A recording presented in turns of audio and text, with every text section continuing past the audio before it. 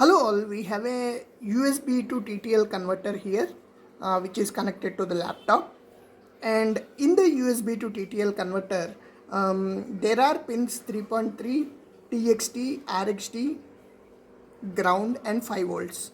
So if you are using the USB to TTL converter for the first time, then this is for you. So basically people will be confused what is 5 volts, what is 3.3, which voltage to give, and how to use the TXT, RXT and all. So the first thing that we are going to talk here is basically this is a CP2102 based USB to TTL converter.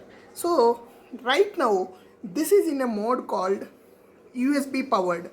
That means the USB of the laptop is powering the CP2102.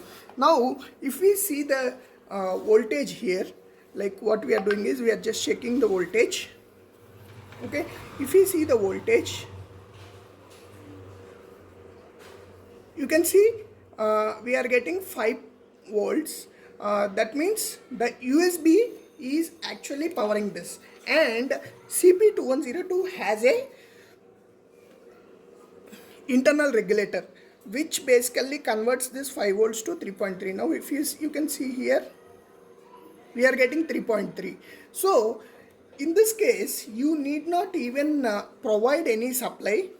You connect this to your PC, and this board will be powered from 5 volts, and the internal regulator of CP2102 generates the 3.3, and the chip operates on 3.3, and the TXT and RXT lines here, right, will be 3.3 volt supply. So the main requirement for the design engineer is to know whether these levels are 5 volts or 3.3. So basically these levels are 3.3. You can also know this by just measuring one of the line.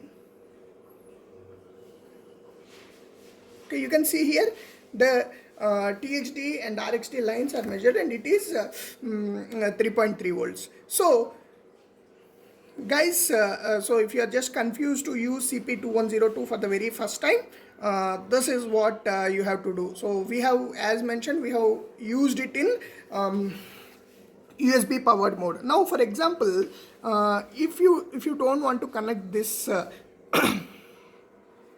USB, and you have cut down the power here, so then what we have to do is we have to power the board from 3.3 directly. In that case, the internal LDO of the CP2102 will be bypassed, and there won't be any 5 volts. So but we don't tinker around with the board, right? So we connect to the USB directly and use it by providing the 5 volts.